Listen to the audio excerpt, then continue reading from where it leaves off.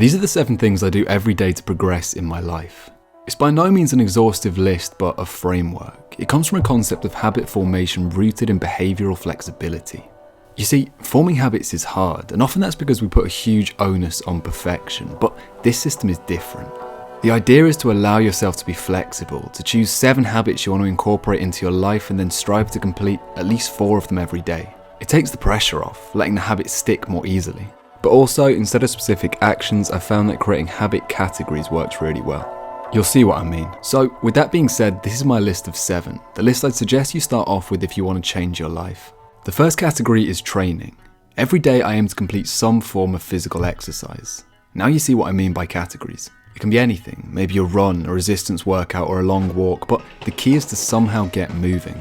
Exercise is what you call a keystone habit. That means it has a ripple effect on the rest of your life. Sure, exercise by itself is great for you, but incorporating it into your life has a wide range of profound effects. Things like improving your mood and confidence, making you generally more disciplined, connecting you directly to your health as a concept. Then next is service. Every day I aim to complete some form of service, some act of love in my community. Even something as small as calling your parents or chatting to the person next to you in the queue.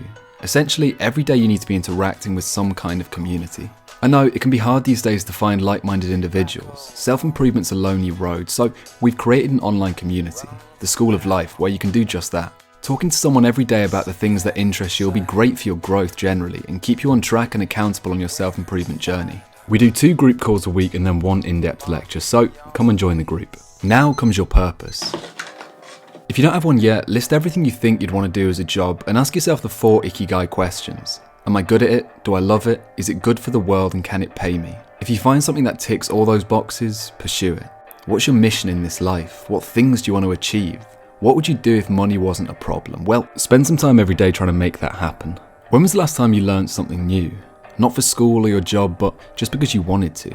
I remember when I was a kid, maybe I was a really sad kid, but I'd spend hours every day going down the Wikipedia rabbit hole or watching documentaries. I think that's an important thing we need to recapture in our lives, that curious spirit, the want for knowledge. So ask yourself what you want to learn, maybe psychology or philosophy, how to play an instrument or learn how to skateboard. Now, give it a go. There's a term in psychology called hormesis. It refers to exposing yourself to tiny stresses during your day in order to strengthen your resolve more generally. Think of things like an ice bath or some studying you really hate. Now, let's get sciencey.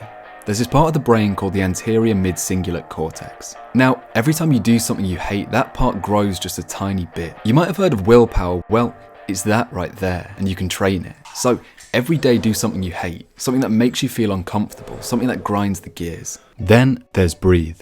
This one's kind of self-explanatory, but every day set a timer, close your eyes, and focus on your breathing for 5 to 15 minutes. When your mind wanders, bring it right back. Just breathe nice and deep.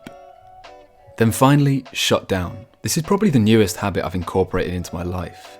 These days we're constantly stimulated, maybe watching TV, scrolling social media, reading the news or listening to music. But when was the last time it was just you and your brain, alone in silence? So make it a conscious choice. Turn off every input and just sit for a while, not meditating but the opposite. Let your mind wander freely, see what comes from it, maybe keep a piece of paper or journal next to you and just write down whatever thoughts come to mind. Manifest excellence, brother. I'm proud of you.